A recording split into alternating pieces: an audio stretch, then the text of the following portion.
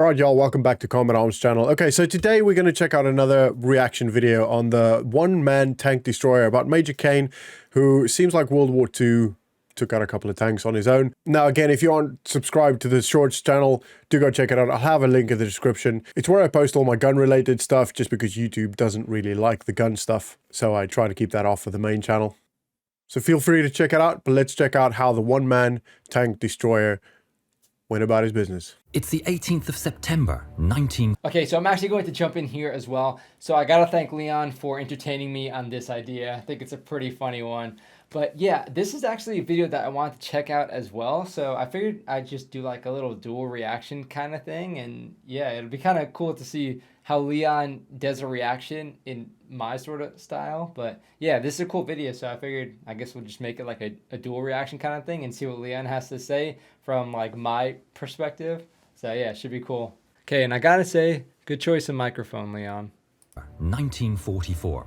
They're a day late, but the men of the South Staffs grit their teeth and link arms as their glider speeds towards the landing zone. Okay. The Battle of Arnhem has finally started for them. This is a vital objective of Operation Market Garden, the daring operation to secure crossings over the Rhine and propel the Allied advance into Germany. Commanding B Company is 35-year-old battle-hardened Major Robert Henry Kane. I mean, was anyone at that point not really battle-hardened? After a 14-hour forced march was from the landing 1944? zone, they reach the outskirts of Arnhem, bleary-eyed and exhausted. The sight they see before them fills the men with dread and apprehension. Ahead is Arnhem, and it feels like the world is on fire. The sky is glowing red with tracer fire, and wood smoke fills the air. Embers from burning buildings burn tiny holes into the uniforms of the men from Company B, with smoke and haze drifting over the British position. I would kind of like it if he said B Company instead of Company B, but okay. Yeah, so that's actually true. Company B, and no one really says that. That might be like a World War II way of saying it, but in the U.S. Army, they'll say B Company or B Co. And in the U.S. Marine Corps, they'll say like Bravo Company. Sometimes units will make like their own crazy like Blackfoot Company or something weird like that. But yeah, I guess it's part of tradition or something.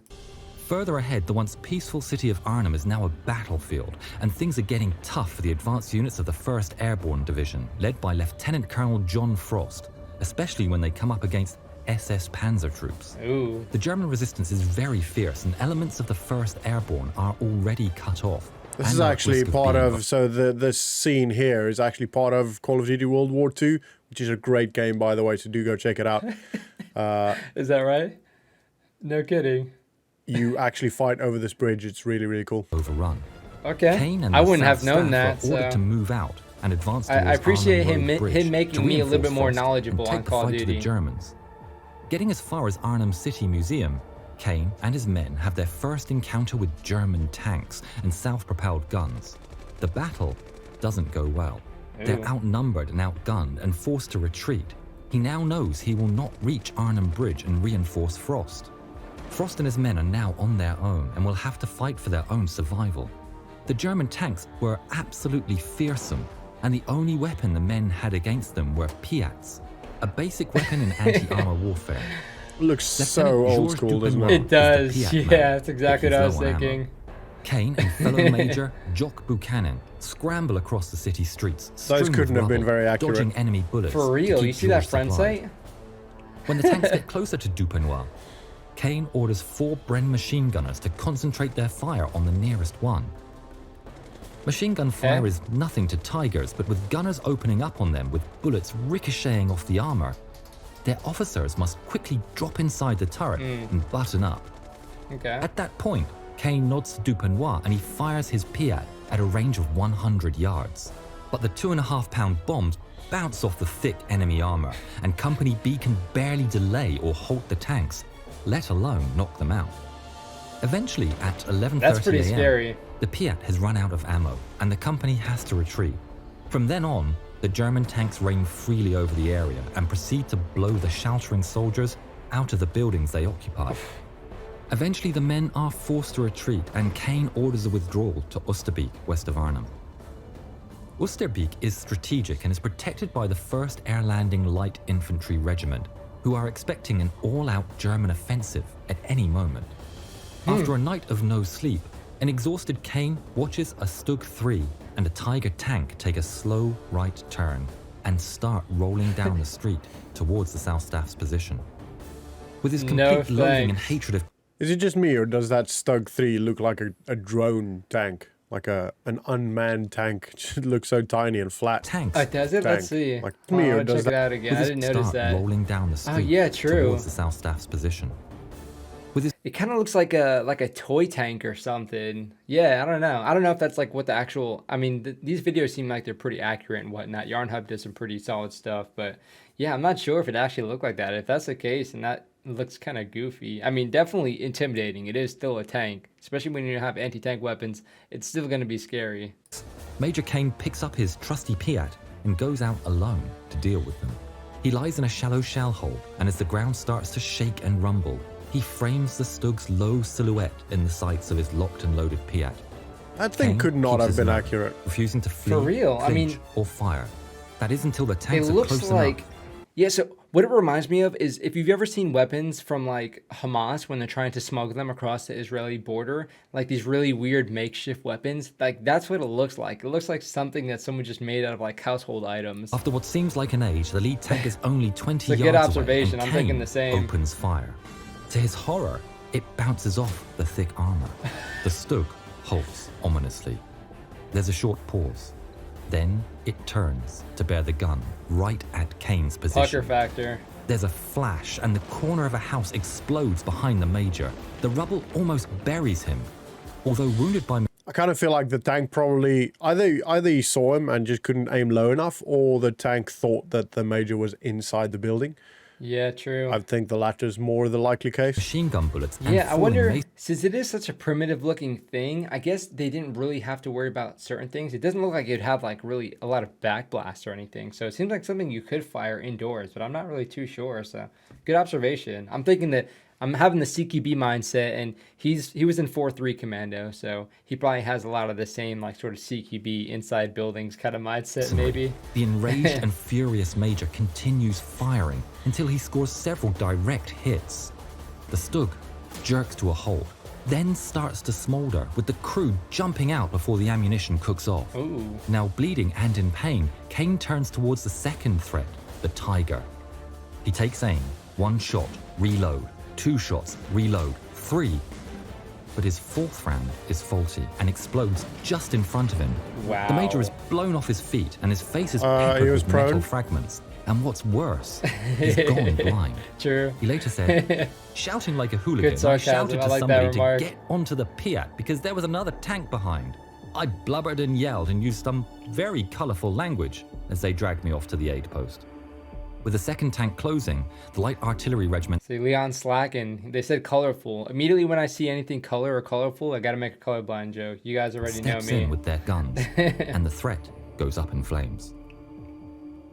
Okay. Now wounded, blind, and shot in multiple places, Major Kane is treated for his wounds, and luckily recovers his sight.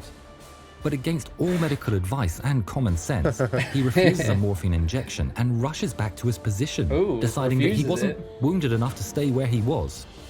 Over the following 2 Fair days, enough. the Tiger Hunter and his trusty Piat is everywhere where danger threatens. Moving amongst his men, he encourages them by his fearless example to hold out. He drives off 3 more tanks that are roaming the streets and sends them into retreat. Jeez. During the battle, Kane's eardrums burst from his constant bombardment on enemy armor, but he continues to go out alone in search of targets. Being a practical man, he merely rips up pieces of field dressing and stuffs them into his bleeding ears. I mean, he could have used like mud and stuff. Like you wouldn't have Yeah. to take field dressing. I guess that's probably not the worst idea, but there are things that he could have used. Yeah. I guess if he had like gauze or something, he could have like wet it and put it in his ears, but I can't imagine it would stay in very well, or at least create like too much of a blockage that would actually be effective. But it seems like he did more damage to himself than the Germans actually did, which is kind of funny to think about. Germans stage a large counterattack on Oosterbeek. The SS are in town with tanks, self-propelled guns, and infantry squads armed with flamethrowers to do everything they can to push the British back against the Rhine. Kane and his men have run out of ammo for their Piats, and so his only option is to grab a mortar tube. Improvising it to fire from the hip, He wanders about the place and fires What mortars the at the approaching fuck? tanks. That's One insane. at a time, It 6 is. tanks and an unconfirmed number of Good self-propelled God. guns are disabled or destroyed by Kane. After an engagement of 3 hours, his brilliant leadership ensured that the South Staffords give no ground and drive the enemy off in complete disorder, and they retreat, traumatized. Ultimately, though, Operation Market Garden is a failure, and the British troops begin to evacuate by crossing the Rhine. Major Robert Henry Kane has one last concern. He has to that? shave, determined to leave the battlefield looking like a British officer. Drying himself on his filthy, blood-stained Denison smock, Brigadier Hicks takes notice and comments, "There's one officer at least who's shaved," to which Kane replies, "I was well brought up, sir." When the crossing Oh of the my river starts, gosh. the Major ensures that his men have made it to the other shore before departing himself. They're using their When rifles his as turn paddles. arrives, he realizes there are no boats left. Kane and several other soldiers swim into the Rhine to I mean, to be honest, I feel like he should have planned that out better. I think that was just a pure mathematical error. Yeah. retrieve a damaged assault I mean, craft. yeah, I mean, they would have a certain amount of boats, so they'd be like, okay, let's do some division here. But I don't know, maybe someone's just like, yeah, I'm going to take this boat by myself. Hopefully no one sees me. Using their rifle butts as paddles, they are the last men to make it to safety. Wild. In December of 1944, Major Robert Henry Kane was awarded the prestigious Victoria Cross for the gallantry, courage, and leadership displayed during the ill-fated We nod at the same time, Operation too. Market Garden. If you haven't yet, please subscribe to the channel and So the Victoria Cross is actually the highest military honor that any member of the armed forces, the British Armed Forces, can receive, similar to the Medal of Honor in the US. Now, I know I'm obviously not Theo from Combat Arms channel, but Halloween fun, right? Yes, indeed. I hope you guys enjoyed that, enjoyed this video. Thank you for Theo for allowing me to be part of the Combat Arms channel. It's been a dream all my life. Life goals accomplished. All Oh, jokes yeah. aside, Theo's an awesome dude. I hope you guys enjoyed this. And again, go check out the Shorts channel. Thank you guys so much for watching. Thank you for Oh, yeah. supporting the channel. Here. I'll see you guys next Check time. it out. Yeah, Leon is an absolute legend, man. So like he was saying, it is all about that Halloween fun. You guys know how much I love Halloween. But yeah, he chose a video that I want to check out as well. So I figured I'd just jump on and kind of check it out. There's not a whole lot you can say about a video like that. It's literally just this, it's like this crazy, it's like when you hear Halo or when you play Halo and there's like this one character that's just destroying everybody. Like that's what it is. It doesn't actually seem like reality. So it's kind of hard to wrap your mind around. But I do appreciate this video, Leon. It was really, really cool. I will put his channel, Bootneck Gamer, down in the video description. So definitely go over there and show him some love. Yeah, this is, it was pretty fun to see, especially with my background and whatnot. It's just weird to see. Again, it is a green screen. If you guys couldn't actually tell, there you go. So yeah, that's kind of how we work that magic. But hopefully you guys enjoyed the video. I think it was great fun. So again, thank you, Leon, for entertaining that idea. Hopefully you guys enjoyed the video. But yeah, if you have any other recommendations, throw them down below. And definitely do check out that Shorts channel. It's got some pretty cool stuff on there. But that is it for this video. I will see you all in the next one.